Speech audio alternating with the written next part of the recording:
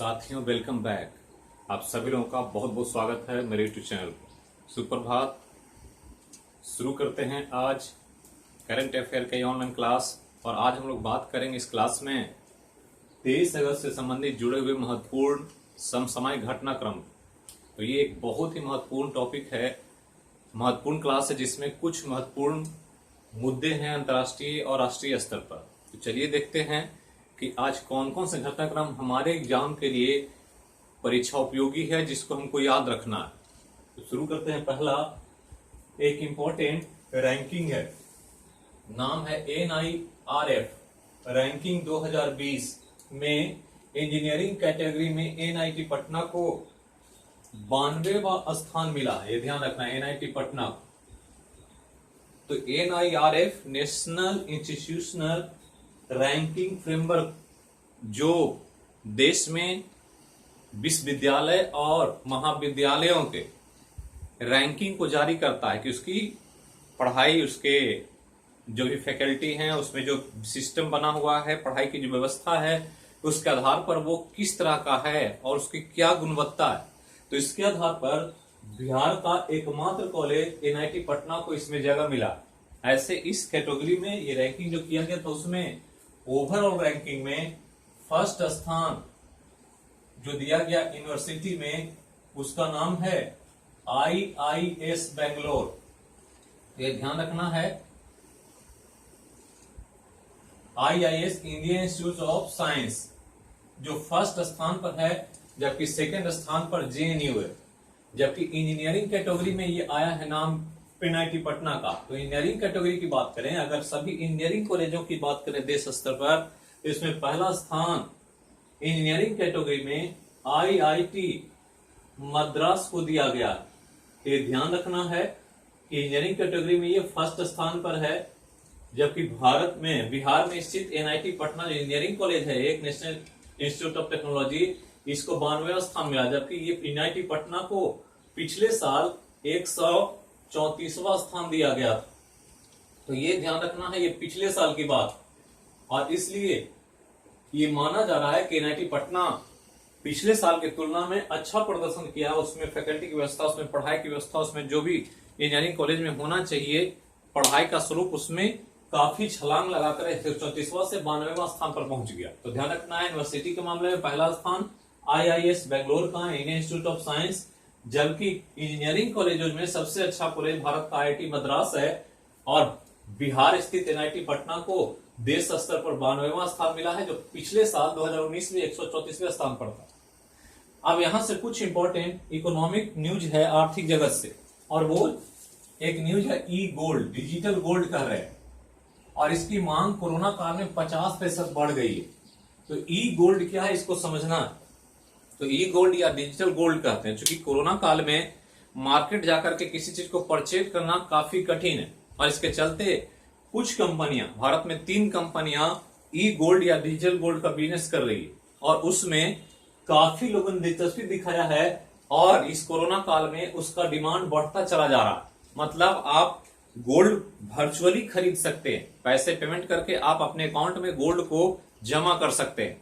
और जब एक लिमिट मात्रा में गोल्ड जमा हो जाता है आपके अकाउंट में, तो वो गोल्ड आपके घर तक पहुंचा दिया जाता है। तो गोल्ड या डिजिटल गोल्ड का मीनिंग समझना यहाँ पर, ये ध्यान रखना।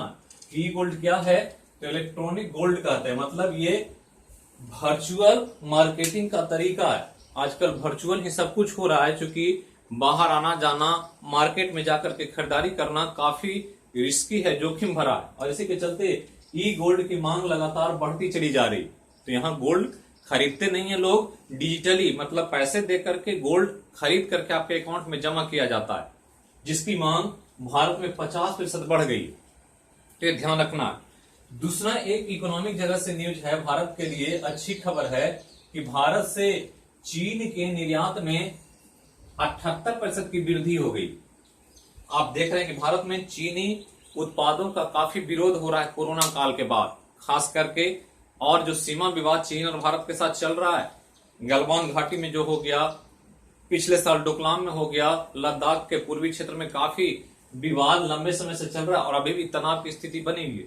इसलिए भारतीयों ने चीनी उत्पाद का विरोध किया चीनी ऐप को बंद कर दिया भारत सरकार ने, लेकिन भारत में निर्मित वस्तुओं के मांग में या डिमांड में चीन में काफी वृद्धि हुई है और चीन काफी यहां से आयात कर रहा है भारत से, और ये कोरोना काल में बढ़ करके 78% तक पहुंच गया। मतलब 78% इजाफा हो गया निर्यात में। और इसमें खास करके रॉ मटेरियल, आयरन ओर्स, लौह अयस्क, इन सब का डिमांड चीन में भारतीय उत्पादों का काफी बढ़ा है। तो ये ध्यान रखना है कि भारत से चीन के निर्यात में 78% की वृद्धि हुई है। ये एक अच्छा आर्थिक जगत में एक अच्छी सूचना है, भारत के लिए शुभ संकेत। नेक्स्ट है एक इंपॉर्टेंट कि पिछले सप्ताह विदेशी मुद्रा भंडार 2.93 अरब डॉलर घटकर 535 अरब डॉलर हो गया। मतलब फॉरेन रिजर्व जो है भारत के पास, उसमें पिछले सप्ताह में कमी आई और ये कमी 2.93 अरब डॉलर का। ये लगातार बढ़ रहा था, लेकिन पिछले सप्ताह में कमी देखी गई और वर्तमान में भारत का फॉरेन रिजर्व जो है विदेशी मुद्रा भंडार 535 अरब डॉलर है और ये एक बड़ा भंडार है। इससे पता चलता है कि इकोनॉमी अच्छी है भारत की। और ध्यान रखना है कि भारत पहली बार जून के पहले सप्ताह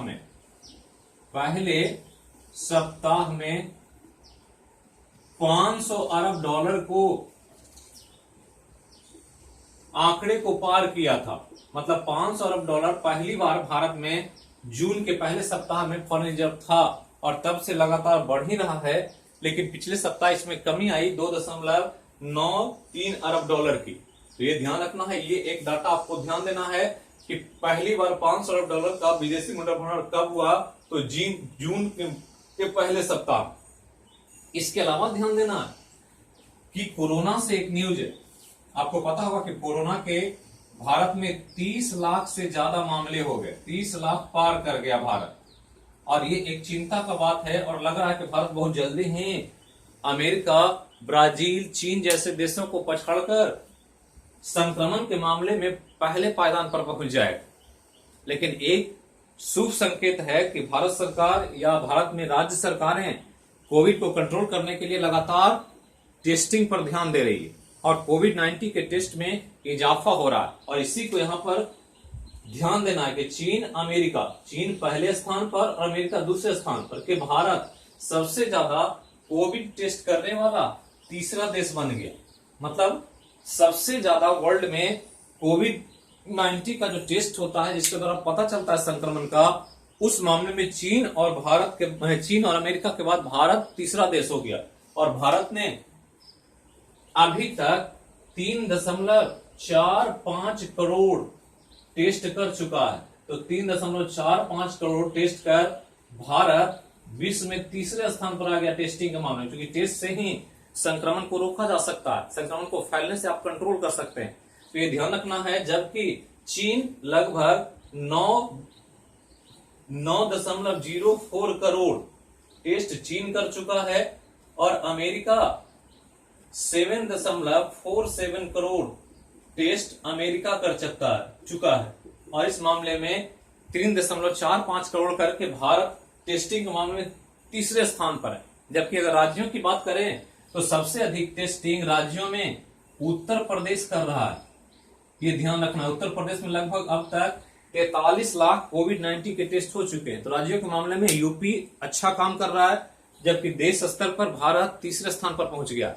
अब आगे चलें तो एक न्यूज है जनरल, और वो एक अवेयरनेस से संबंधित कि महात्मा गांधी का गोल्ड प्लेटेड चश्मा, जो कभी महात्मा गांधी ने यूज किया था, 100 साल पुराना चश्मा है ये। और ब्रिटेन के नीलामी घर ने इस चश्मे को 2,60,000 पाउंड में नीलाम किया, जिसकी भारतीय मुद्रा में कीमत 2.5 करोड़ रुपए। और ये नीलामी के लिए नाम जो रखा इसको, ये नाम को ध्यान रखना है, pair of Mahatma Gandhi ji spectacles रखा गया था।